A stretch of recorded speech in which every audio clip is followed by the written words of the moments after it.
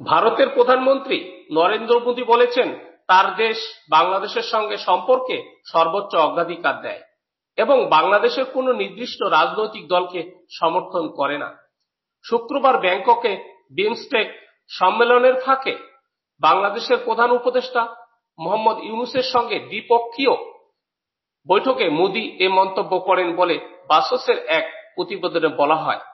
মোদী বলেন, বাংলাদেশ ও ভারতের ইতিহাস একে অপরের সঙ্গে গভীরভাবে জড়িত, যা বাংলাদেশের স্বাধীনতার সময় থেকে চলে আসছে। ভারত প্রগতিশীল, গণতান্ত্রিক এবং অন্তর্ভুক্তিমূলক একটি বাংলাদেশকে সব সময় সমর্থন করবে বলেও তিনি প্রতিশ্রুতি দেন। বাংলাদেশে কোনো নির্দিষ্ট রাজনৈতিক দলকে ভারত সমর্থন করে না দাবি করে মোদী বলেন, আমাদের সম্পর্ক জনগণের সাথে জনগণের, কোনো ব্যক্তি বা রাজনৈতিক সংগঠনের সাথে নয়। বাসস লিখেছে, অধ্যাপক ইউনূসের আন্তর্জাতিক খ্যাতি ও মর্যাদার কথা বৈঠকে বলেন ভারতের প্রধানমন্ত্রী। ক্ষমতাচ্যুত প্রধানমন্ত্রী শেখ হাসিনাকে প্রত্যাপনের যে অনুরোধ বাংলাদেশ করেছে সে বিষয়ে মোদীর কাছে অগ্রগতি জানতে চান ইউনূস।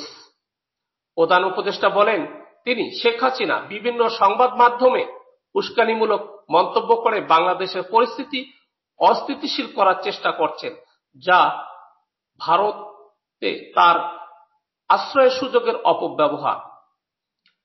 বাসস লিখেছে, শেখ হাসিনার বক্তব্যকে ঘিরে উত্তেজনার জন্য মোদী সোশ্যাল মিডিয়াকে দোষারোপ করেন।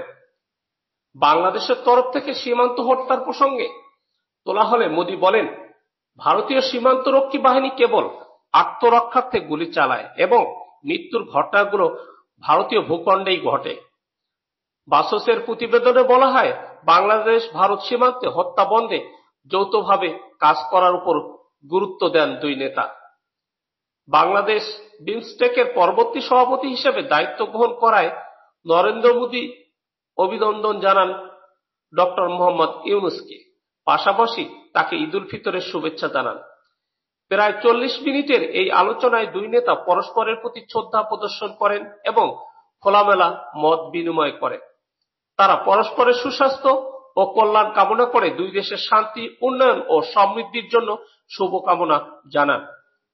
বাংলাদেশের পররাষ্ট্র উপদেষ্টা মোহাম্মদ তৌহিদ হোসেন, প্রধান উপদেষ্টার হাই রিপ্রেজেন্টেটিভ খলিলুর রহমান, ভারতের পররাষ্ট্রমন্ত্রী এস জয়শঙ্কর এবং ভারতের জাতীয় নিরাপত্তা উপদেষ্টা অজিত দোভাল বৈঠকে উপস্থিত ছিলেন।